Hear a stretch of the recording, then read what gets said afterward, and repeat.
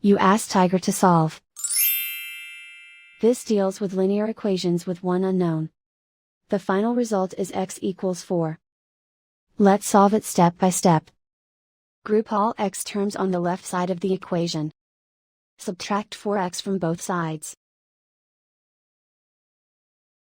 Group like terms.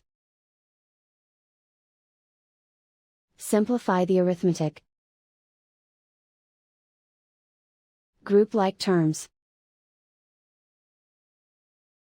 Simplify the arithmetic. Group all constants on the right side of the equation. Subtract 3 from both sides. Simplify the arithmetic.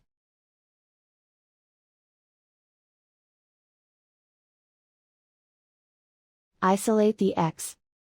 Divide both sides by 3. Simplify the fraction. Find the greatest common factor of the numerator and denominator.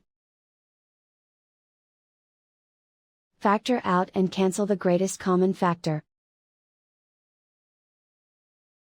And so the final result is x equals 4.